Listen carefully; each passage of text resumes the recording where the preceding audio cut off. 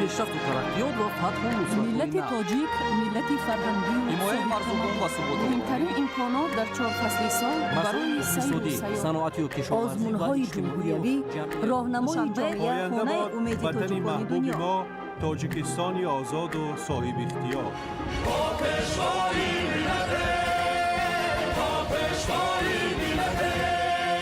دوست باشید، اتفاق باشید، شکرانه همین دولت کنید، شکرانه همین سرزمین کنید، شکرانه کنید که چنین وطن عزیز و محبوب دارید.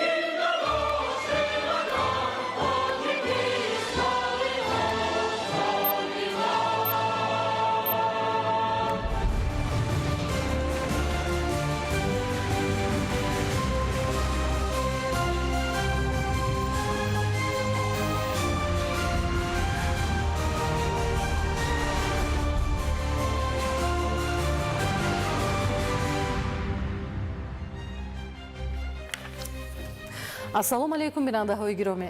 нашри муфассали барномаи иттилоотии ахборро мустақиман маъзуратон менамоем. имрӯз президенти ҷумҳурияи тоҷикистон пешвои миллат муҳтарам эмомалӣ раҳмон, раиси ассотсиатсияи тиҷорати қатар ва раиси шӯрои директорони файсал холдинг шайх файсал ибни қосим олисониро дар қасри миллат ба ҳузур пазируфтанд. дар мулоқот масъалаҳои марбут ба густариши робитаҳои тиҷоратӣ, иқтисодӣ ва сармоягузорӣ бо ассотсиатсияи тиҷорати қатар ва гурӯҳи ширкатҳои файсал холдинг баррасӣ шуданд. таваҷҷӯҳи хос ба ҷалби сармоягузорӣ барои татбиқи лоиҳаҳои муҳими инфраструктурӣ ва истеҳсолӣ дар бахшҳои афзалиятноки иқтисоди тоҷикистон зоҳир карда шуд. ба тақвият дуҷониба дар соҳаҳои саноат, кишоварзӣ, нақлиёт, гидроэнергетика, фаъолияти молиявӣ ва бонкӣ, инчунин бахшҳои маориф, тандурустӣ, сайёҳӣ ва рушди инфраструктураи муосир ҳам тамаркуз карда шуд. ҷонибҳо ба мувофиқа расиданд ки талошҳои муштарак барои истифодаи самараноки имкониятҳои мавҷуда дар ин соҳаҳо идома дода шавад. фармони президенти ҷумҳурии тоҷикистон дар бораи ҷоизаи байналмилалии президенти ҷумҳурии тоҷикистон дар соҳаи об. мутобиқи моддаи 69 конститутсияи ҷумҳурии тоҷикистон бо мақсади ҳавасмандгардонӣ ва эътирофи сатҳи олӣ барои саҳми арзанда дар рушди ҳамкориҳои байналмилалӣ, таҳқиқот, сиёсати устувор, инчунин ҳалли масъалаҳои глобалии об ва тағйирёбии иқлим фармон медиҳам. ҷоизаи байналмилалии президенти ҷумҳурии тоҷикистон дар соҳаи об таъсис дода шавад. маблағгузории ҷоизаи байналмилалии президенти ҷумҳурии тоҷикистон дар соҳаи об, маблағҳои буҷети давлатӣ ва сарчашмаҳои дигаре ки қонунгузорӣ манъ накардааст анҷом дода шавад. ҳукумати ҷумҳурии тоҷикистон дар давоми 2 моҳ низомнома ва ҳайати комиссияи ҷоизаи байналмилалии президенти ҷумҳурии тоҷикистон дар соҳаи обро таҳия ва тасдиқ намояд. президенти ҷумҳурии тоҷикистон эмомалӣ раҳмон шаҳри душанбе 15 июни соли 2026. طبق فرمان پرزیدنت جمهوری تاجیکستان از 15 ایون سال 2026 جایزه بین‌المللی پرزیدنت جمهوری تاجیکستان در ساحه آب تأسیس داده شد. تأسیس جایزه بین‌المللی پرزیدنت جمهوری تاجیکستان در ساحه آب ادامه منطقی تشبس‌های بین‌المللی تاجیکستان در ساحه آب به حساب می‌رود و از اقدام‌های پرزیدنت جمهوری تاجیکستان محترم امامعلی رحمان سرچشمه می‌گیرد. قابل ذکر است که در دوام زیاده از 2 ساله اخیر تشبس‌های جهانی تاجیکستان از جانب مجمع عمومی سازمان ملل متحد دستگیری یافته در حل مسائل گلوبالی آب و حفظ پریخ‌ها نقش مؤثر گذاشته ایستادند.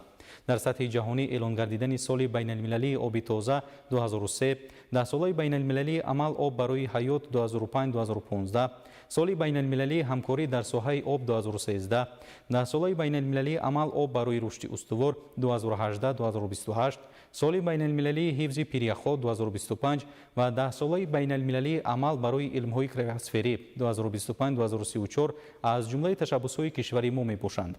علاوه بر این با پیشنهاد تاجیکستان از سال 2025 سر کرده 21 مارت هر سال همچون روز جهانی پریخ‌ها جشن گرفته می شود. باید گفت که امروز کنفرانس بین المللی سطح بلند روند آب دوشنبه در بین همایش‌های جهانی موقع خاص پیدا کرده، همچون پلتفرم بین المللی برای بررسی مسائل گلوبالی مربوط به ذخیره‌های آب ارزیابی می‌گردد. قبول قطعنامه‌ها از جانب سازمان بانفوذ جهانی افاده از جانب جامعه جهانی پذیرفته شدن تشبس‌های تاجیکستان، خاصتا ابتکارات سازنده پرزیدنت کشور محترم امامعلی رحمان میباشد. در این روند تأسیس جایزه بین المللی پرزیدنت جمهوری تاجیکستان در ساحه آب موقع تاجیکستان را همچون کشوری کلیدی در حل مسائل آب در سطح جهانی باز هم تقویت می‌بخشد. همزمان با این توجه محققان و نهادهای علمی و تحقیقاتی صحابی را جهت تحکیم آموزش مسائل مربوط به آب بیشتر گردانیده، روند مبادله تکنولوژی‌ها و جلب سرمایه‌گذاری را برای حفظ پریخ‌ها و دسترسی به آب تازه تقویت می‌بخشد. برای معین کردن نامزدها برای دریافت جایزه مذکور کمیسیون با صلاحیت تأسیس یافته به هیئت آن نمایندگان دانشکده محیط زیست و تندرستی دانشگاه سازمان ملل متحد نیز شامل کرده می شوند و مراسم جایزه سپاری در دایره چاره‌بینی‌های بین المللی در ساحه آب که در تاجیکستان برگزار می گردند صورت خواهد گرفت. امروز президент ҷумҳурии тоҷикистон пешвои миллат муҳтарам эмомалӣ раҳмон кадрҳои ба вазифаҳо дар ҳайати роҳбарии як қатор мақомоти марказии давлатӣ таъиншавандаро барои суҳбат ба ҳузур пазируфтанд.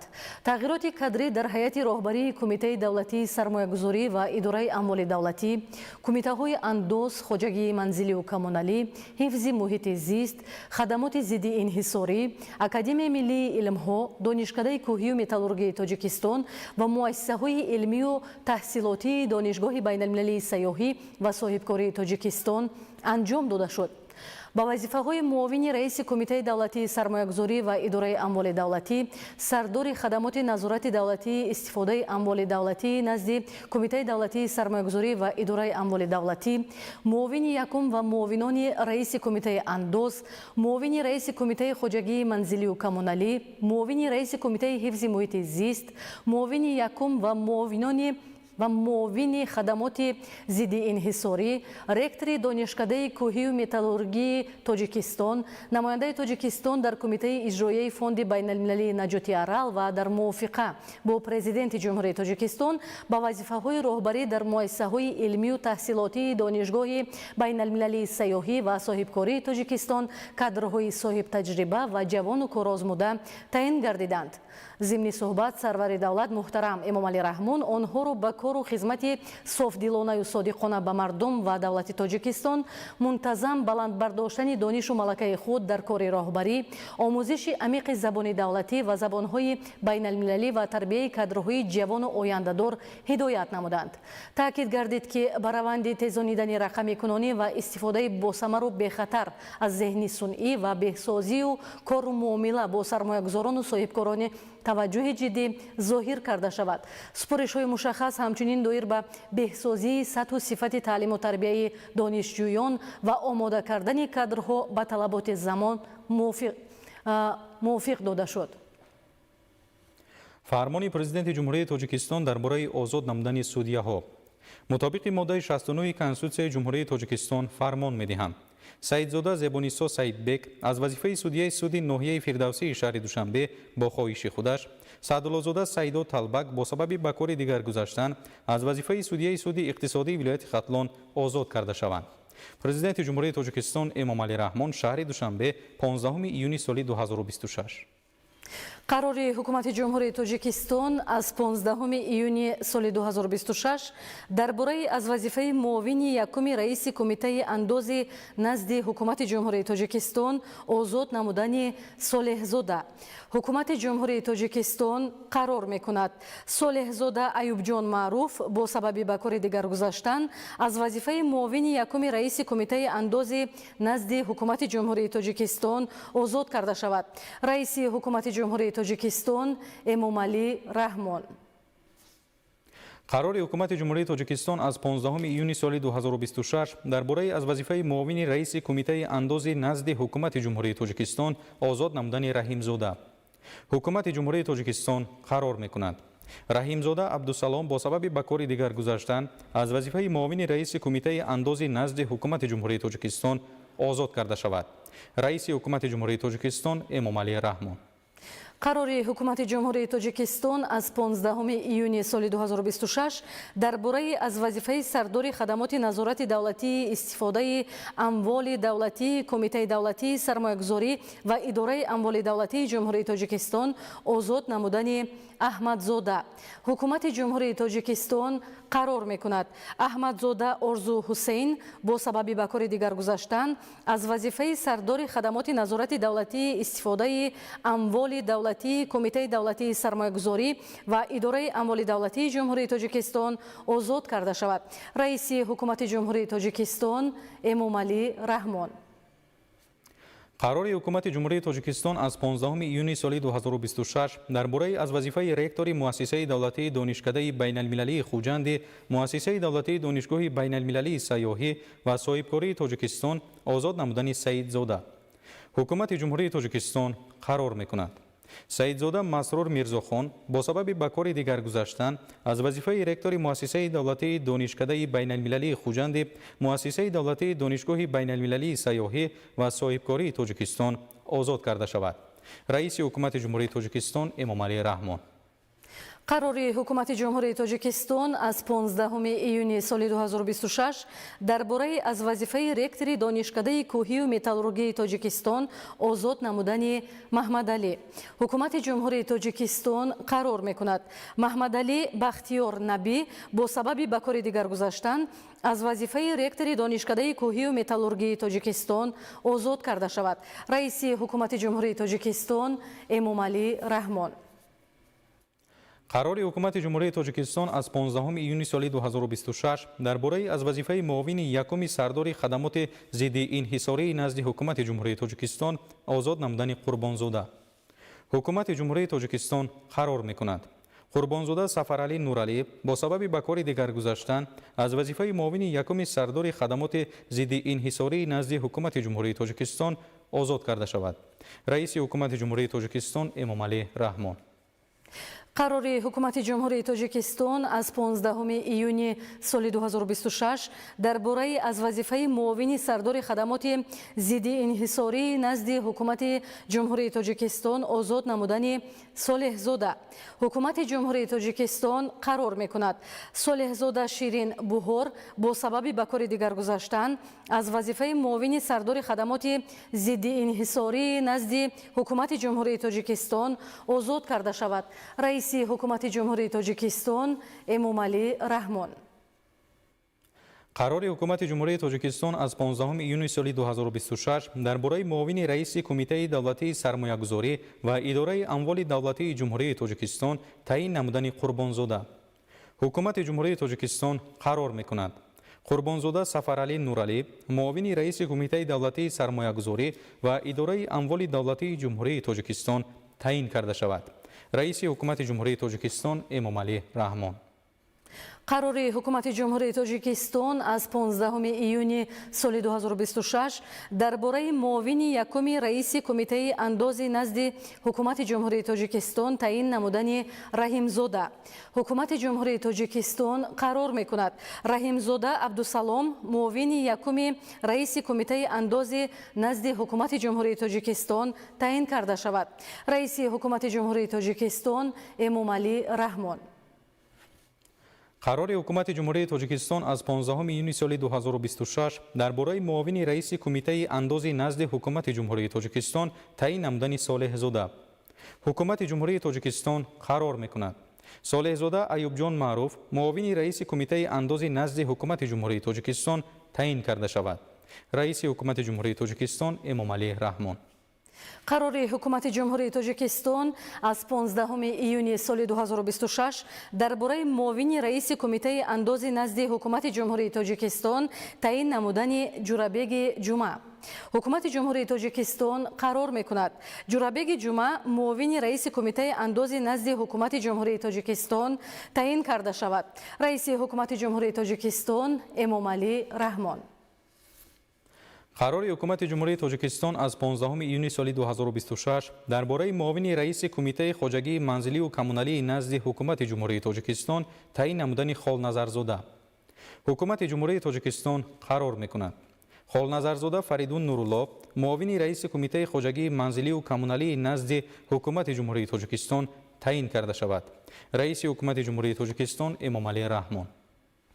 қарори ҳукумати ҷумҳурии тоҷикистон аз 15 июни соли 2026 дар бораи сардори хадамоти назорати давлатии истифодаи амволи давлатии Кумитаи давлатии сармоягузорӣ ва идораи амволи давлатии ҷумҳурии тоҷикистон таъин намудани давлатзода.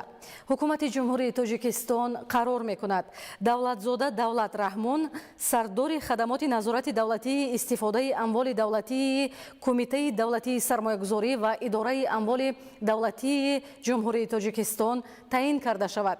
раиси ҳукумати ҷумҳурии тоҷикистон Эмомалӣ Раҳмон. қарори ҳукумати ҷумҳурии тоҷикистон аз 15 июни соли 2026 дар бораи директори Институти ботаника, физиология ва генетикаи растании Академияи миллии илмҳои Тоҷикистон таъин намудани Шукурзода.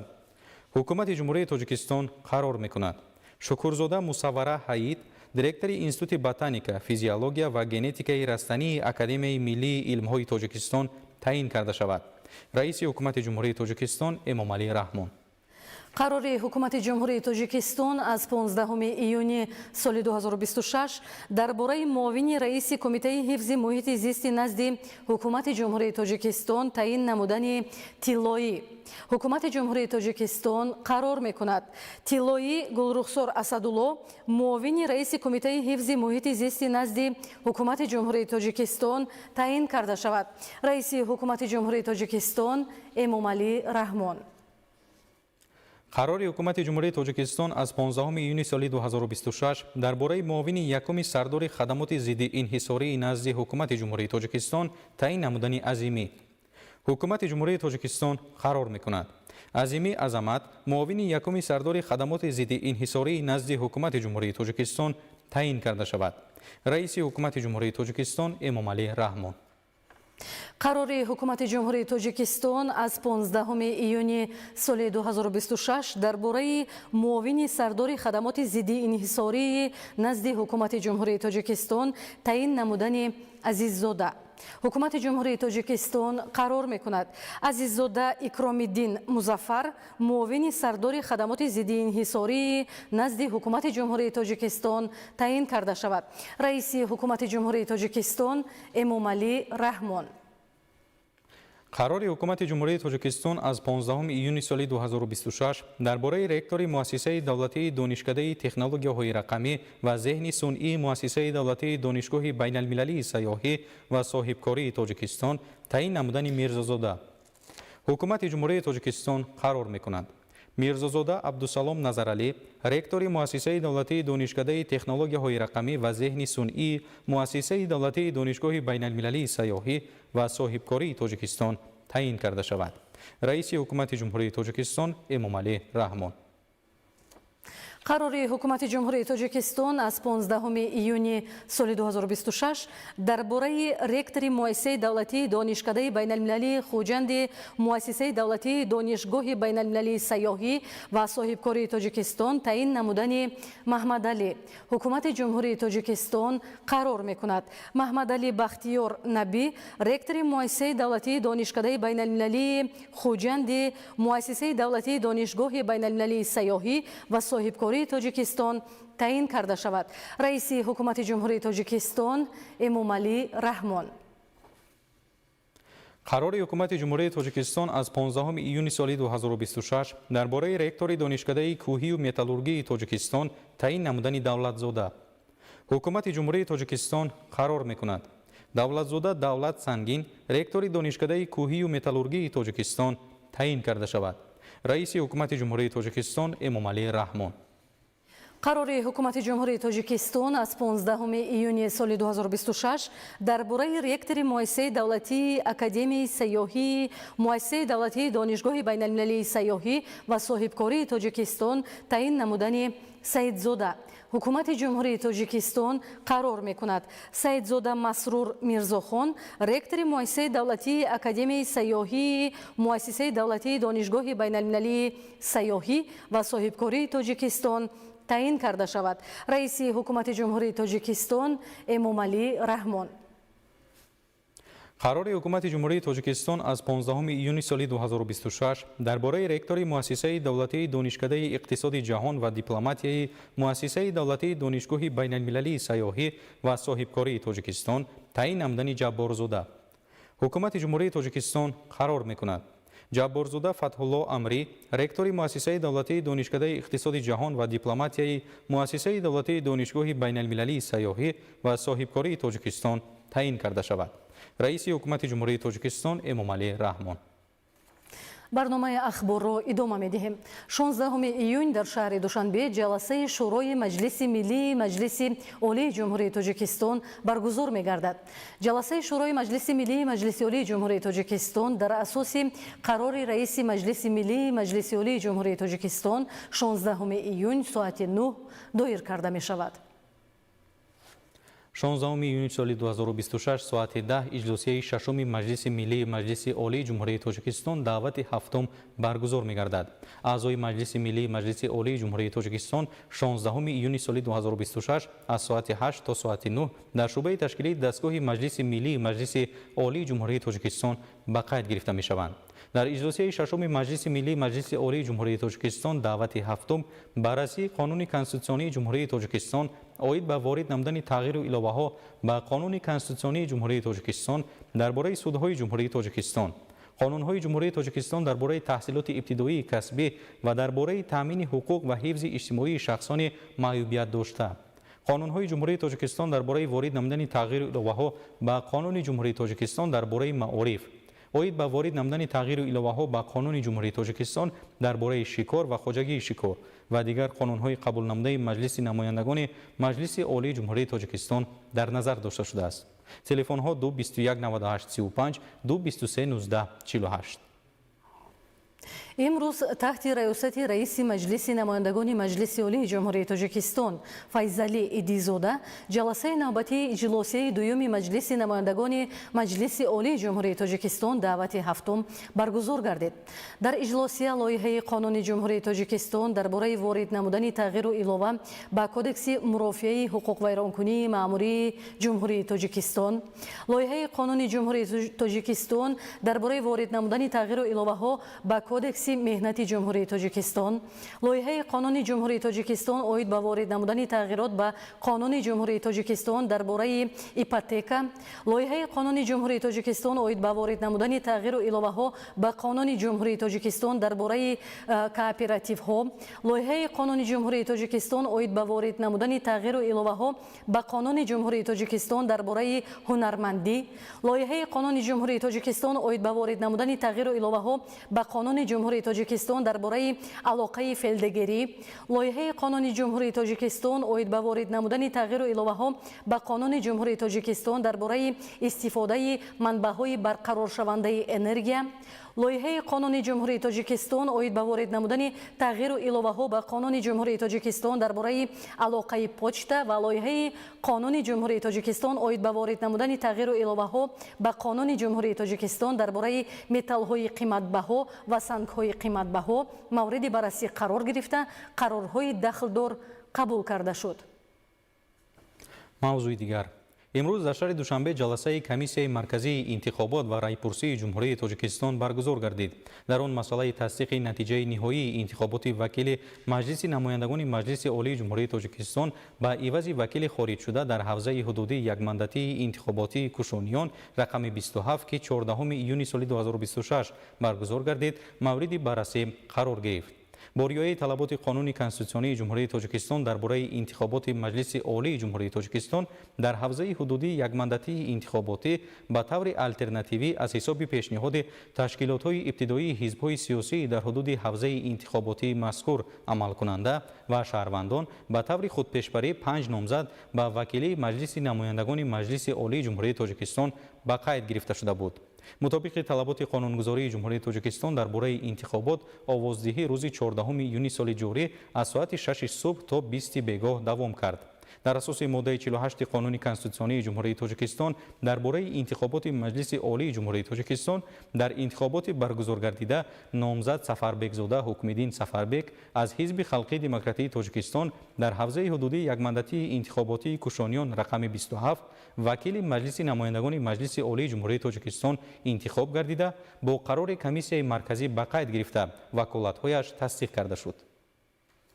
برنامه را ادامه می‌دهیم. جمهوری تاجیکستان در زمینه تشبث و اقدام‌های پرزیدنت جمهوری تاجیکستان پیشوای ملت محترم امامعلی رحمان وابسته به حل مسائل آب و اقلیم در نظام مناسبت‌های بین‌المللی مقام خاص را صاحب شده چون مملکت دارای ذخیره‌های بوی آبی آشامیدنی شناخته گردیده است.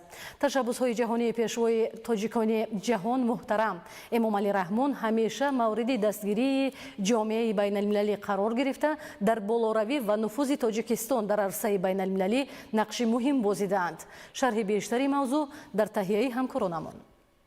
سیاست خیرتمندانه و دوراندیشانه پیشروی معظم ملت محترم امامعلی رحمان در سمت مبارزه با مشکلات اکولوژی در مقیاس جهانی جمهوری تاجیکستان را با کشور دیپلمات مربوط به تامین آب، تغییریابی اقلیم و حفظ پریخ‌ها، اینچنین پلتفرم‌های مکالمه آسایشته، رشد استوار و همبستگی بشردوستانه تبدیل داده است. 26 می سال 2026 در شهر دوشنبه کنفرانس چهارمی سطح بلند اوید به 10 ساله بین المللی عمل آب برای رشد استوار سالهای 2018-2028 برگزار گردید که در آن پرزیدنت جمهوری تاجیکستان پیشوای ملت محترم امامعلی رحمان اشتراک و سخنرانی نمودند. در کنفرانس سطح بلند رهبر دولت تأسیس جایزه بین المللی پرزیدنت جمهوری تاجیکستان در ساحه آب را برای پیشبرد و تقویت دیپلمات آب و متحد کردن تلاش‌های جامعه جهانی برای آینده استوار و بی‌خطر مهم ارزیابی نمودند. این جایزه برای اعتراف نمودن سهمی برجسته در رشد همکاری‌های بین المللی، تحقیقات علمی، سیاست استواری آب و پیشبرد راه‌های حل مؤثر مشکلات جهانی آب نگرانیده شده است.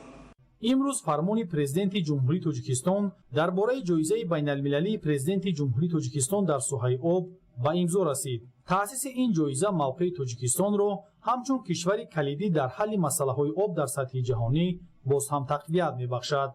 جایزه‌ای که امروز به نام جایزه بین المللی پرزیدنت جمهوری تاجیکستان در ساحه آب پیشنهاد گردیده است، این یکی از اقدام‌های نیک و بی‌نظیر پیشوای ملت پرزیدنت جمهوری تاجیکستان محترم امامعلی رحمان می باشد که باز هم زیر این جایزه بین المللی تمام کشورهای دنیا و این چنین سازمان‌های بین المللی جمع آمده در شهر دوشنبه در جمهوری تاجیکستان در دایره روند آبی دوشنبه باز هم کارنمایی نیک، کارنمایی‌های بزرگ را در ساحه آب و اقلیم انجام خواهند داد. یعنی این تشبثی بشردوستانه است. این جایزه بین المللی در آینده سهم خود را در مستحکم و در پیشبرد ساحه آب تاثیر خود را رساند و این چنین نفوذ و منزلت و مقام و آبروی جمهوری تاجیکستان را در عرصه بین المللی باز هم بلندتر بردارد. اکنون با تأسیس این جایزه توجه محققان و نهادهای علمی و تحقیقاتی صحابی در سمت تحکیم آموزش مسائل مربوط به آب بیشتر گردیده، روند مبادله تکنولوژیا و جلب سرمایه‌گذاری برای حفظ پریخ‌ها و دسترسی به آب تازه تقویت داده خواهد شد. دوام بیشتر از 12 سال اخیر جمهوری تاجیکستان در حل مسائل آبی سیاره بسیار تشبث‌های سطح جهانی را راه‌اندازی نمود و در زمینه آنها بسیاری از مشکلات سطح جهانی وابسته به تنظیم و اداره کنی ذخیره‌های آب و تنظیم درآورده شدند. تأسیس یافتن جایزه بین المللی پرزیدنت جمهوری تاجیکستان در ساحه آب این بار دیگر از آن دلالت می‌کند که ما می‌توانیم با راهی هوسمند کنی جامعه بین المللی عالمان و کارشناسان به واسطه در سمت اداره کنی ذخیره های آب و حفظ ذخیره های آب تجربه ها و نظریه های بهترین را کار کرد و قدردانی و این چنین آنها را دسترس جامعه وسیع بگردانیم. سال 2023 سال بین المللی آبی تازه، سالهای 2005-2015 10 ساله بین المللی عمل آب برای حیات، سال 2013 سال بین المللی همکاری در ساحه آب، سالهای 2018-2028 10 ساله بین‌المللی عمل آب برای رشد استوار، سال 2025 سال بین‌المللی حفظ پریخ‌ها و سال 2025 2034 10 ساله بین‌المللی عمل برای علم‌های کراسفری. تشبس‌های تاجیکستان که در دام زیاده از 2 ساله اخیر از جانب مجموعه عمومی سازمان ملل متحد دستگیری یافته در حل مسائل گلوبالی نقش مؤثر گذاشته ایستادند. قبول قطعنامه‌ها از جانب سازمان با نفوذ جهانی افاده از جانب جامعه جهانی پذیرفته شدن تشبس‌های تاجیکستان خاصتا ابتکارات سازنده پرزیدنت کشور محترم امامعلی رحمان میباشد. تطبیق عملی جایزه پرزیدنت جمهوری تاجیکستان در حل مسائل آبی در سمت تنظیم استفاده بری و حفظ ذخیره‌های آب در سطح جهانی نقش کلیدی خواهد داشت. پرزیدنت جمهوری تاجیکستان محترم امامعلی رحمان در بانفوذترین همایش‌های بین‌المللی، منبر سازمان ملل متحد، کنفرانسی‌ها اوید به تغییریابی اقلیم، فورum‌های جهانی آب و رشد استوار، پیوسته مسئله‌های ذخیره‌های آب، تغییریابی اقلیم و حفظ پریخ‌ها را مطرح می‌نمایند و جهت حل مسائل مربوط به آب و اقلیم و راه‌های حل آنها تدبیرهای مشخص می‌اندیشند. با امضا رسیدن فرمان پرزیدنت جمهوری تاجیکستان درباره جایزه بین‌المللی پرزیدنت جمهوری تاجیکستان در ساحه آب، توجه محققان و نهادهای علمی و تحقیقاتی صحوی را جهت تحکیم آموزش مسائل مربوط به آب بیشتر گردانیده، روند مبادله تکنولوژی‌ها و جلب سرمایه‌گذاری را برای حفظ پریخ‌ها و دسترسی به آب تازه تقویت می‌بخشد. امروزها با افتخار جشن بزرگ ملی 35 سالگی استقلال دولتی در تمام شهر و ناحیه‌های کشور کارهای آبادانی با صورت بلند ادامه دارند. در پیروی به تشبس‌های سازنده و بنیادکارانه پرزیدنت جمهوری تاجیکستان پیشوای ملت محترم امامعلی رحمان، ساکنان و صاحبکاران وطندوست دهه تاسقلعه جماعت دهات میرعلی محمدعلی فی ناحیه واسه با منفرش‌نمایی 15 کیلومتر راههای اهمیت محلی داشته آغاز بخشیدند. همکاران ما گزارش می‌دهند. оғози боз як тадбири бузурги созандагӣ мунфаршнамои 15 километр роҳҳои аҳамияти маҳаллӣ дошта аз ҷониби сокинони сарбаланд ва соҳибкорони ватандӯсти деҳаи тозқалаи ҷамоати деҳоти миръалӣ маҳмадалӣ фи ноҳияи восеъ амалӣ карда мешавад. сокинон ва соҳибкорони ҳиматбаланди деҳа ин иқдомро дар пайравӣ бо ташаббус ва сиёсати созандаи пешвои муаззами миллат муҳтарам эмомалӣ раҳмон ва шоистаи истиқбол намудани ҷашни бузурги миллӣ 35-уми солгарди истиқлоли давлатӣ анҷом дода ин тадбири муҳими ободониро самараи соҳиби истиқлолии кишвар ва ваҳдати миллӣ арзёбӣ намуданд. дӯст доштани ваҳдат ва дастгирӣ намудани сиёсатҳои хиратмандонаи пешвои муаззами миллатамон дар созандагӣ дар ободкории ватан аст. мо сокинони деҳаи тозқалъаи ҷамоати миръалӣ маҳмадалӣ фи ноҳияи восеъ баҳри ободии ватанамон тоҷикистон шабу рӯз хизмат мекунем. зимни оғози корҳои мунфаршнамоӣ намояндагони мақомоти иҷроияи ҳокимияти давлатии вилояти хатлон ноҳияи восеъ ва сокинони деҳа бо хушҳоливу рӯҳияи баланди созандагӣ ширкат намуданд. аснои суҳбат бо сокинони деҳа масъулини вилояти хатлон иқдоми созандаи сокинону соҳибкоронро намунаи ибрат ва ватандӯстӣ маънидод карданд. тамоми соҳибкорон хурду калони деҳа иқдом гирифтанд ки 35 солагии истиқлолиятро дар як сатҳи хеле баланд пешвоз бигиранд. мо миннатдори худро ба пешвои муаззами миллат мардуми шарафманд соҳибкорон мерасонем ки таваҷҷӯҳи худро барои рушду нумӯ бахшидани яъне ки ободкории созандагӣ равона бахшидааст. айни замон корҳои таъмиру мунфаршкунии роҳ бо дилгармии мардум пеш рафта як қисми оилаҳо маблағи барои сафари ҳаҷ ҷамъовардаи худро дар ободии деҳа харҷ намуданд. имрӯз хурду бузурги деҳа шодӣ ва хурсандӣ намуда аз чунин пешравӣ ва ободонии маҳалли худ шукронаи соҳибистиқлолии мамлакатро менамуданд. мо оилаи ғоибзодаҳо тасмим гирифтем ки барои сазовор истиқлол гирифтани ҷашни истиқлолияти 35 солагӣ ҳамин кӯчаи худро мунфарш намем. ҳамон маблағе ки барои равона намудани падари худро ба ҳаҷ мо ҳамон маблағро барои ҳамин кӯчаи худ сарф намудем ки ба миқдори 300 метр ҳамин кӯча аст. мо ҳаминро асфалтпӯш кардем ва ҳамин иқдоми худро дар оянда мехоҳем ки идома диҳем. дар воқеъ бунёди роҳ барои беҳтар намудани сатҳи некуаҳволии мардум, рушди инфрасохтори деҳот, рафтуомади бемаъмулияти воситаҳои нақлиёт дар тамоми фасли сол ва фароҳам овардани шароити арзандаи кору фаъолият ва зиндагии сокинон мусоидат мекунад. ҳоло сокинон бо азму иродаи қавӣ ва ҳисси баланди ватандӯстӣ кӯшиш доранд бо иссагузории дастҷамона ба ҳадафҳои созандаи худ ноил гарданд ва оянда низ дар татбиқи нақшаву дигар тадбирҳои созанда саҳми назаррас гузоранд.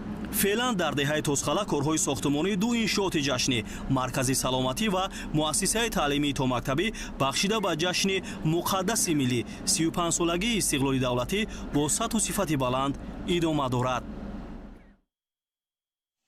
ба истиқболи ҷашни 35-солагии истиқлоли давлатӣ дар гӯшаву канори шаҳри Исфара корҳои ободониву созандагӣ вусъат дорад. Яке аз чунин иқдомҳои муҳим мунфаршкунии роҳҳо дар ҷамоати деҳоти Хонобод мебошад, ки бо саҳмгузории сокинон ва соҳибкорони ватандӯст амалӣ мегардад. тафсилоти бештар дар гузориши ҳамкоронамон. дар остонаи ҷашни бузурги миллӣ 35-солагии истиқлолияти давлатии ҷумҳурии Тоҷикистон сокинони ҷамоати деҳоти Хонободи шаҳри Исфара бо ҳисси баланди ватандӯстӣ ва масъулияти шаҳрвандӣ корҳои ободониву созандагиро вусъат бахшида барои беҳтар намудани шароити зиндагӣ саҳми арзанди худро мегузоранд. имрӯзҳо дар ҳудуди ҷамоат корҳои мунфаршкунии роҳҳо бо суръати баланд идома дорад. аз ҷумла дар доираи ин иқдоми созанда зиёда аз 4,5 километр қисмати роҳи мошингарди Исфара-Зархок ки аз маркази деҳа мегузарад бо паҳнои 8 метр пурра мунфарш карда шуд. ин роҳ яке аз масирҳои муҳими нақлиётӣ ба ҳисоб рафта беҳтар гардидани ҳолати он барои сокинону меҳмонони шаҳр ва ронандагон шароити мусоид фароҳам меорад. албатта дар ин амали нек саҳми соҳибкорони бо ҳиммати деҳа хеле назаррас буда онҳо дар ҳамкорӣ бо мақомоти маҳаллӣ дар иҷрои дигар корҳои ободонӣ низ саҳми арзанда мегузоранд.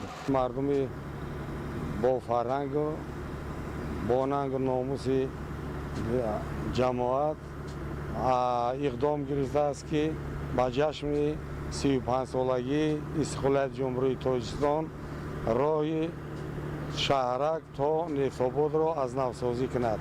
албатта ин шоистаи дастгирӣ мебошад ва мо боварӣ дорем ки дигар ҷамоатҳо ҳам ин иқдоми пешгирифтаро дастгирӣ мекунанд ва баҳри амалӣ сохтану баҳри бо як тӯҳфаҳои сазовор пешвоз гирифтани ҷашни 35-солагӣ ҳиссаи худро мегузоранд.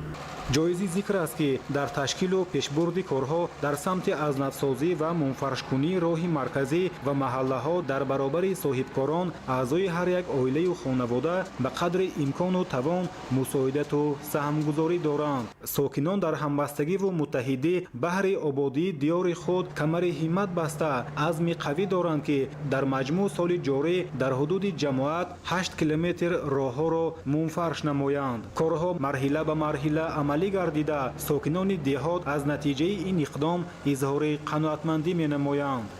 собир аюбӣ, саҳбони қурбон, шаҳри Исфара, ахбор. ноҳияи Мурғоб бо табиати нотакрор яке аз минтақаҳои ҷолибтарини сайёҳии Тоҷикистон шинохта мешавад. дар ин гӯшаи диёр Яшелкӯл бо обҳои мусаффо ва манзараҳои дилфиреби худ яке аз рамзҳои табиии ноҳия ба ҳисоб меравад. гузориши ҳамкорони мо аз табиати ин кӯл пешниҳод мегардад. таваҷҷӯҳ намоед. то ба кӯли Яшикул аз деҳаи Булункул роҳи нисбатан кӯтоҳ вале бисёр зебо ва хотирмо мавҷуд аст. масир аз миёни даштҳои васеи Баландкӯҳ, чарогоҳҳои табиӣ ва манзараҳои нотакрори водии Аличур мегузарад. бо ҳар қадаме ки ба самти Яшикул наздик мешавед, ранги фирӯзагуни обҳои кӯл ва зебоии муҳити атроф бештар ошкор гардида, сафарро боз ҳам ҷолибу фаромӯшнашаванда мегардонад. воқеан ҳам обҳои мусаффо ва фирӯзагуни он дар зери нури офтоб ранги сабзи дилфиреберо касб намуда, манзараи нотакрореро ба вуҷуд меоранд. Яшикул яке аз кӯлҳои зеботарини ин минтақа буда дар баландии зиёда 3700 метр аз сатҳи бар қарор дорад ки дар натиҷаи фуруравии кӯҳҳои азимҷуса садсолаҳо пеш ба вуҷуд омадааст. яке аз дарёҳои муҳими вилояти мухтори Кӯҳистони Бадахшон, дарёи Ғунд ки рафта ба дарёи Панҷ мерезад, маҳз аз ҳамин кӯл сарчашма мегирад. новобаста аз он ки ҳаво ва оби ин кӯл бениҳоят сардаст, дар ҳамоҳангсозӣ бо табиати ваҳшӣ ва бо оромии нотакрори худ сайёҳонро аз тамоми дунё беш ва беш сол аз сол ба худ ҷалб карда истодааст. ба гуфтаи мутахассисон оби ин кӯл ҳатто дар фасли тобистони сард ва шаффоф боқӣ мемонад. Таърихи пайдоиши яши кӯл низ бисёр ҷолиб аст. олимон бар он назаранд ки садҳо сол пеш дар натиҷаи заминларзаи пурқувват ва лағжиши азими кӯҳӣ маҷрои дарёи аличур баста шудааст. дар натиҷа обҷамъ шуда кӯли бузурге ба вуҷуд омадааст ки имрӯз онро яши кӯл меноманд. садди табиие ки кӯлро ба вуҷуд овард зиёда аз 4 километр дарозӣ ва бештар аз 100 метр баландӣ дорад. дарёи ғун ки маҳз аз ин ҷо сарчашма мегирад баъдан ба дарёи Панҷ пайваста қисми муҳими ҳавзаи амударёро ташкил медиҳад. аз ин рӯ яши кӯл на танҳо объекти зебоии табиат балки манбаи муҳими захираҳои обии тамоми осиёи марказӣ низ мебошад. дар атрофи кӯл чарогаҳои васеъ, ботлоқзорҳои баландкӯ ва муҳити табиии бой мавҷуданд. ин минтақа макони зисти паррандаҳои муҳоҷир ва ҳайвоноти гуногуни кӯҳистон буда барои ҳифзи гуногунии биологӣ аҳамияти калон дорад. яши кӯл дар якҷоягӣ бо булункӯл ба минтақаҳои муҳими байналмилалии паррандаҳо дохил мешавад. дар байни сокинони маҳаллӣ дар бораи кӯл ривоятҳои ҷолиб низ мавҷуданд. яке аз афсонаҳо нақл мекунад ки дар қаъри кӯл махлуқи асроромезе зиндагӣ мекард ки мардум онро туясув ё шутури обӣ меномиданд. гарчанде ки танҳо ривоят бошад, ҳамчунин қиссаҳо ба яши кӯл боз ҳам ҷозибаи бештар мебахшанд. ҳамасола сайёҳони зиёд аз кишварҳои гуногуни ҷаҳон барои тамошои зебоии яши кӯл ба ноҳияи Мурғоб меоянд. онҳо аз манзараҳои афсонавӣ, оромиши хоси кӯҳистон ва табиати дастнохӯрдаи ин минтақа баҳра мебаранд. имрӯз яши кӯл ҳамчун яке аз гавҳарҳои нодири табиии Тоҷикистон шинохта мешавад. обҳои мусаффо, осмони беинтиҳо ва фазои ороми атроф ҳар меҳмонро мафтун месозанд. бешубҳа яши кӯл яке аз беҳтарин намунаҳои зебоӣ ва қудрати табиии боми ҷаҳон буда дар рушди сайёҳии ноҳияи Мурғоб ва муаррифии Тоҷикистон дар арсаи байналмилалӣ нақши муҳим мебозад.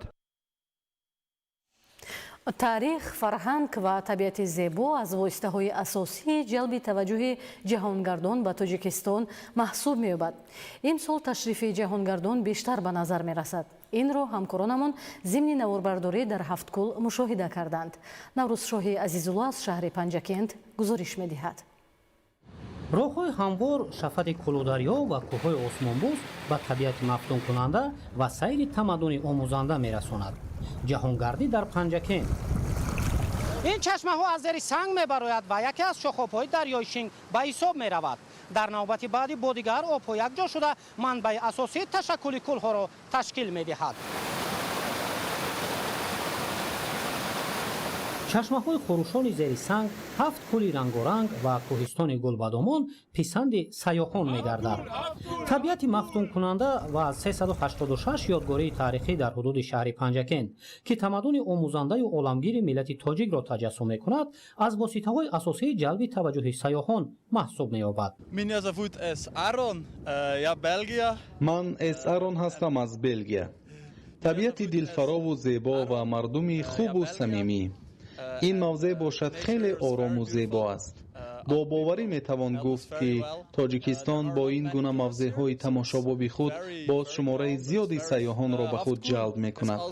Ҳафткӯл ба андешаи ман яке аз зеботарин мавзеъҳои сайёҳии Тоҷикистон аст, чун ҳам худи кӯлҳо, ҳам боду ҳаво ва дар оғӯши ин кӯҳсорон ин ҷоро дар умум ҷаззоб мегардонад. соли гузашта 1,784,000 сайёҳ бо мақсади шиносоӣ бо таърих, фарҳанг ва табиат ба Тоҷикистон омадаанд. Все супер, все замечательно. Вернемся еще раз обязательно с детьми. номи ман Махта. Тоҷикистон бисёр ҳам зебо аст. аз он ҷумла Ҳафткӯл. мо то охирин мавзеъ сайр намудем ва акнун боз ба нуқтаи аввалаамон бармегардем. ин гуна табиатро мо ҳатто дар Белгия надорем. чунин зебогӣ, мардуми маҳбуб, олами нодири вуҳушро танҳо дар Тоҷикистон метавон дарёфт. сайёҳати Ҳафткӯл. дар 3 кӯл об ба таври рӯизаминӣ ва дар 3 кӯли дигар об аз зери сангҳо то кӯли навбатӣ ҷорӣ мешавад. кӯли якум вобаста ба вазъи ҳаво то 3 ранг иваз мекунад. кӯли ҳафтум аз ҳазорон чашма ва оби барфу пирях манша мегирад. ҳамин аст ки ин кӯлро ҳазорчашма ном мебаранд. аз кӯли ҳафтум ба 6 кӯли поёнӣ об ба таври табиӣ ва гоҳо муъҷизанок ҷорӣ мешавад. зебогиҳои кӯҳистон, ҳавои зуд тағйирёбанда ва боронҳои ғайриинтизор сайёҳатро дар ин водии Панҷакен ҷолибу хотирмон мегардонад. ин гуногунрангӣ, беҳшавии инфрасохтор ва тамаддуни омӯзандаи миллати тоҷик сайёҳонро мафтуни Тоҷикистон ва ба tashabbusу ҳадафҳои давлату миллати тоҷик ҳамовоз мегардонад. Мне всё понравилось. Горы красивые, очень высокие. номи ман ҷек аз Белгия. мо бо чандин расму оинҳои тоҷикона дар ҳаёти мардум шинос шудем ки хеле писандамон омад. ин табиату ин манзараро бубинед, олиҷаноб аст. ҳам аз шаҳрҳо ва ҳам аз чандин мавзеъҳои сайёҳӣ дидан кардем. аз ҳама ҷиҳат беназир. мо воқеан ин сарзамину ин мардумро дӯст доштем. номи ман Гас Скрухс. ман низ аз Белгия ҳастам. Тоҷикистон ба ман ҳам ниҳоят писанд омад. табиаташ зебову ҷаззоб ва мардумаш ҳам самимӣ. мо аз кӯли якум сар карда то кӯли ҳафтум омадем ва ҳар яке зеботару аҷибтар аз дигаре ҳаст. фикр мекунам ҳар як сайёҳ бояд аз зебогиҳои Тоҷикистон дидан кунад. интихоби Тоҷикистон аз ҷониби ҷаҳонгардон барои сайёҳат далели беҳшавии имкониятҳои хизматрасонӣ, таърихи омӯзанда доштани миллат ва рушди ин самти афзалиятноки сиёсати ҳукумати кишвар маҳсуб меёбад. имрӯз ба ҷаҳонгардон дар шаҳри Панҷакен 26 ширкати сайёҳӣ, 13 меҳмонхона ва 22 ҳомстел хизмат мерасонад. ҳамзамон дар доираи ҳадафҳо ҷиҳати беҳтар намудани инфрасохтори сайёҳӣ дар доираи татбиқи нақшачорабиниҳои ҷашни 35-солагии истиқлоли давлатӣ дар шаҳри Панҷакен бунёди 4 меҳмонхона барои зиёда аз 500 нафар ҷараён дорад, ки аз ин 2 меҳмонхона дар соҳили Кӯлҳо мебошад. дар ин зебоманзари ҳафкор сайёҳони зиёде аз хориҷи дохили кишвар ба сайёҳат меоянд, зеро ки ҳар як табиати ин диёр бисёр нотакрор мебошад. дар ҳақиқатан Тоҷикистон бештар рӯи замин аст. мо бояд шукронаи ин ватан, шукронаи тинҷи оромии ин ватан кунем. номи ман Амита Шпеша. мо аз Швейтсария ҳастем ва барои боздид аз кишвари зебои шумо омадем. баъд аз тамошои шаҳри Самарқанд инак ба Тоҷикистон омадем ва айни ҳол дар мавзеи Ҳафткӯл қарор дорем ва мехоҳем зебогиҳои Ҳафткӯлро низ тамошо кунем. дар ҳақиқат ҳам зебову дилрабо аст. кӯҳҳои Швейтсария низ қариб ки ба мисли кӯҳҳои Тоҷикистон зебоанд. аз ин ҷо ният дорем ба Искандаркӯл ва дигар мавзеъҳои сайёҳӣ сафар кунем. аз зебогиҳои ин сарзамину самимияти ин мардум мафтун гаштем. ман ҳам Андреас Спеша аз Швейтсария ҳастам. тоҷикистонро бо ин гуна кӯлҳову кӯҳҳои осмонбӯсаш хеле ҳам зебо дарёфтем.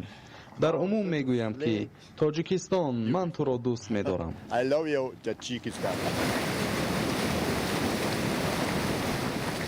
ин кӯлу чашмаҳо собитгари он аст ки Тоҷикистон диёри обҳои мусаффо буда, нақши кишвар дар ҳалли мушкилоти марбут ба обу иқлим дар сатҳи байналмилалӣ пешоҳанг баҳогузорӣ мегардад. аз ҷониби дигар ҳамин табиати мафтункунанда, тамаддуни омӯзанда, татбиқи сиёсати хиратмандонаи роҳбари давлат ва беҳшавии инфрасохтори сайёҳӣ воситаи асосии ҷалби ҷаҳонгардон маҳсуб меёбад. эътироф дар сатҳи байналмилалӣ ва ба феҳристи 25 таҷрибаи беҳтарини сайёҳӣ дар соли 2026 ворид шудани ҷумҳурии Тоҷикистон далели ҳамин аст. наврусӯҳи Азизулло Раҷабалӣ, Маҳмадалӣ, Панҷакент, Ахбор. соли ҷорӣ дар ноҳияи шаҳри Туз дар майдони 8041 гектар кишти зироату сабзавот гузаронида шудааст. кишоварзон ба ҷамъоварии як қатор маҳсулоти кишоварзӣ аз ҷумла картошка, пиёз, полезиҳо ва дигар нави маҳсулот машғул буда, ҳамарӯза маҳсули дастранҷашонро пешниҳоди харидорон менамоянд. хоҷакдорони ноҳияи шаҳри Туз баъд аз пурра ҷамъоварӣ намудани ғалладонагиҳо ҳосили дигар маҳсулот аз ҷумла тарбузро ғуничин карда пешниҳоди бозорҳои истеъмолӣ намуда истоданд. аҳли заҳмат саҳмгузорӣ дар таъмини амнияти озуқавории мамлакатро мароми худ дониста ҳар қитъа замини кӯрамро самаранок истифода кардаву бо гирифтани ҳосили фаровон ҷиҳати расидан ба ин ҳадаф мусоидат менамоянд. чунин фаровонии маҳсулотро кишоварзон дар риояи дурусти агротехникаи кишту парвариш ғизодии саривақтӣ ва ба кор бурдани илм дар истеҳсолот маънидод менамоянд. соласол рушд ёфтани соҳаи кишоварзӣ ва ғанӣ гардидани сабади истеъмолии аҳолӣ бозгӯи он аст ки имрӯз ҳар як сокини кишвар мазраъҳои дар ихтиёрдоштаро мақсаднок истифода менамояд ва аз ҳар як гектар замини корам маҳсулоти дилхоҳ мерӯёнанд. баъд аз ҷамъоварии ҳосили кишти асосӣ дар ҷои онҳо ба кишти такрорӣ шурӯъ намудем ки ба ҷои онҳо чормағзи заминӣ, маккаи дон, лӯбиёгиҳо, донагиҳо ва дигар зироатҳоро кишт намуда истодаем ки ва кишти такрорӣ низ боз идома дорад. албатта ғалладонагиҳо тибқи дурнамо дар майдони 707 гектар буд ки 504 гектар гандум ва 90 гектар ҷав мебошад ки муаллакаи ҷамъоварӣ намуда зиёдаи 50 сентнер ҷамъоварӣ намуда ба ҷои онҳо кишти такрорӣ маккаи дон, донагиҳо, лӯбиёгиҳо ва чормағзи заминӣ шинода истодаем. тибқи дурнамои кишту кор дар хоҷагиҳои деҳқонии ҷамоати шаҳрак ва деҳоти ноҳия пас аз пурра ҷамъоварӣ шудани ҳосили кишти аввал кишти такрории дигар зироату сабзавот ба роҳ монда мешавад. ҳоло дар бештари хоҷагиҳои пахтакори ноҳия нашъунамои хуби пахта мушоҳида гардида раванди обмонӣ ва ғизодии ин зироати техникӣ ҷараён дорад. дар ҷамоати деҳоти тоҷдорон 2560 гектар замини кораи обӣ аз он ҷумла 1681 гектар пахта мешавад. боқӣ монда кишти такрорӣ ғалладонагиҳо ҳастанд, ҷувори макка ҳастанд. бо баъд ина зози гандума гирифтан чормағзаки заминӣ, бодринг ҳамин корро идома дорад. нақшнамо вобастагӣ иқлим заминҳоро коркард хуб мекунанд. тухми алосифат ҳастанд. сари вақт агротехника чӣ коркард кардастанд. дору ҳама озиқашона расондаистанд. деҳқон барои ҳосили хуб гирифтан коркарди замина хуб коркард мекунанд. доруша агротехника ба ҷо овардан дар кор, тухми алосифат баъд байни қатори ҳам агротехникишан сари вақт омода кардан дар кор. таъмини амнияти ғизоии мамлакат аз ҳадафҳои асосии ҳукумати мамлакат дониста шуда зери таваҷҷӯҳи роҳбарияти олии мамлакат қарор дорад. кишоварзону хоҷагидорон ва кооперативҳои тиҷоративу тухмипарварии ноҳияи шаҳри Туз бо мақсади таъмини иҷрои ин ҳадаф талош доранд ки ҳамасола майдонҳои корамро пурмаҳсул истифода намуда ба ин васила дар ғанӣ гардонидани сабади истеъмолии аҳолӣ ҳиссаи муносиб гузоранд. шоҳзода Самандар, Мусои Нурмуҳаммад, ноҳияи шаҳри Туз, ахбор. дар Академияи миллии илмҳои Тоҷикистон ҳамоиши илми назариявӣ таҳти унвони ташаббуси таъсиси ҷоизаи байналмилалии президенти ҷумҳурии Тоҷикистон дар соҳаи об баргузор гардид. дар ҳамоиш олимону муҳаққиқон ва коршиносони соҳаи об иштирок намуданд. маълумоти бештар дар гузориши Меҳроби Абдусаттор. эълони таъсиси ҷоизаи байналмилалии президенти ҷумҳурии Тоҷикистон дар соҳаи об ки 26 майи соли 2026 ضمن کنفرانسیای چهارم بین‌المللی سطح بلند اوید به 10 ساله بین‌المللی عمل او برای رشد استوار سالهای 2018-2028 از جانب پرزیدنت جمهوری تاجیکستان محترم امامعلی رحمان پیشنهاد گردید مرحله نوی رشد دیپلماتیای آبی تاجیکستان به حساب می‌رود. طبق اعلامیه جایزه برای سهم برجسته در رشد همکاری‌های بین‌المللی، تحقیقات علمی، سیاست استوار آب و جستجوی راه‌های مؤثر حل مشکلات جهانی آب پیش‌بینی شده است. به این خاطر در اکادمیای ملی علم‌های تاجیکستان کنفرانس علمی نظریوی تحت عنوان تشبث تأسیس جایزه بین‌المللی پرزیدنت جمهوری تاجیکستان در ساحه آب برگزار گردید. در همایش عالمان و محققان، نمایندگان وزارت و اداره‌ها، مؤسسه‌های علمی و کارشناسان ساحه آب اشتراک نموده مسائل مربوط به استفاده عاقلانه ذخیره‌های آب و تحکیم همکاری‌های بین‌المللی را مورد بررسی قرار دادند. ضمن چاره‌بینی تاکید گردید که جمهوری تاجیکستان با تشبث‌های سازنده خود در سمت آب و اقلیم در عرصه بین‌المللی مقام خاصه کسب نموده است. قید کرده شد که پیشنهاد تأسیس جایزه بین‌المللی پرزیدنت جمهوری تاجیکستان در ساحه آب ادامه منطقی سیاست بشردوستانه و آینده بینانه پیشوای ملت محترم امامعلی رحمان بوده برای هوسمندگردانی عالمان،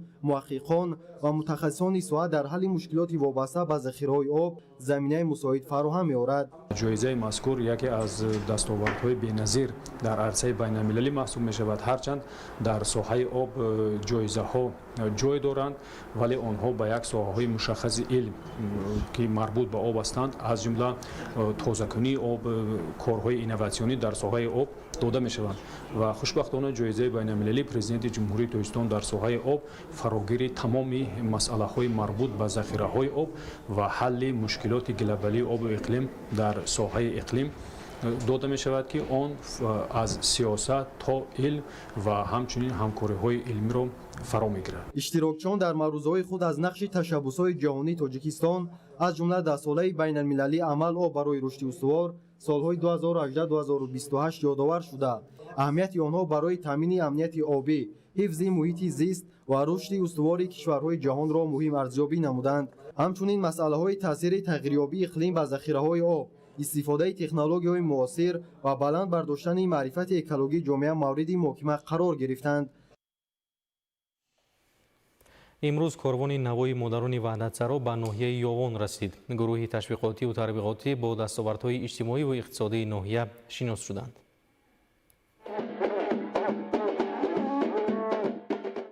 در دایره چورابینی‌ها بخشیده به روز وحدت ملی گروه ترغیباتی و تشویقاتی کاروان نوای مادران وحدتسرا به ناحیه یاوان ولایت ختلان تشریف آورد.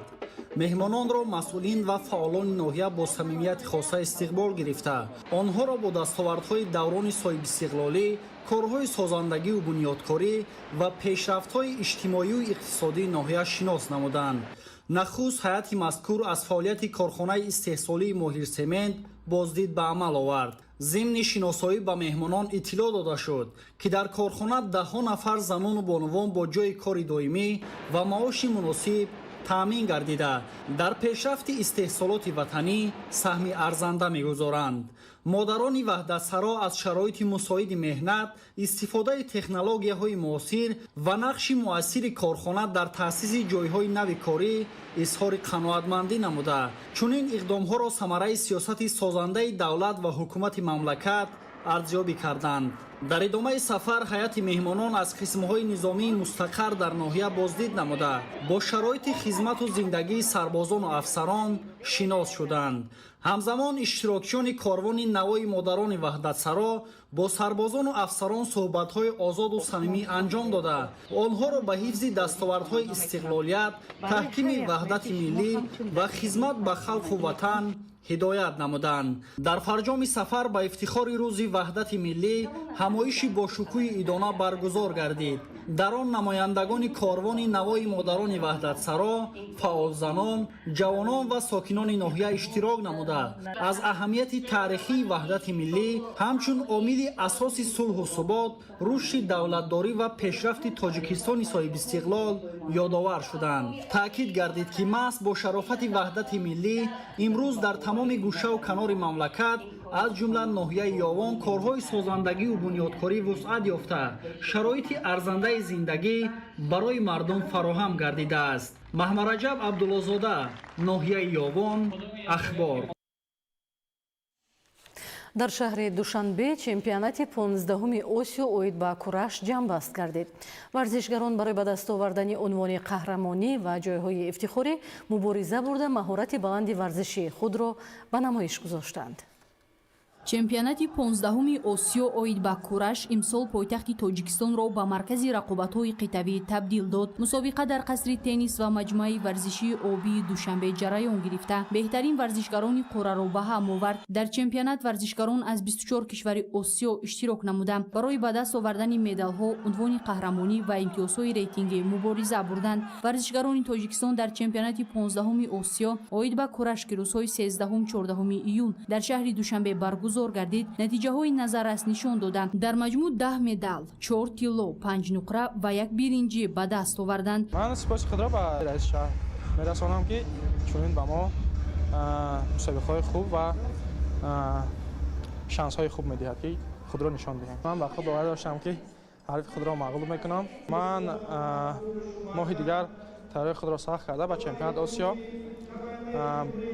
байни ҷавонон дар зудо меравам ва машқҳои худро қавӣ мекунем ва дар он ҷо низ баромади хуб нишон медиҳем. Парчам тавсиён баланд мебардорем. дар рӯзи аввали мусобиқа паҳлавонони тоҷик бо ҳунарнамоии дурахшон 3 медали тилло ва 1 медали нуқраро соҳиб шуданд. ҳақдод гулов дар вазни 60 килограмм, ёсин бобокалонов дар вазни 66 килограмм ва умар шеров дар вазни 73 килограмм ба зинаи аввали шоҳсуфа баромада медалҳои тиллоро соҳиб гардиданд.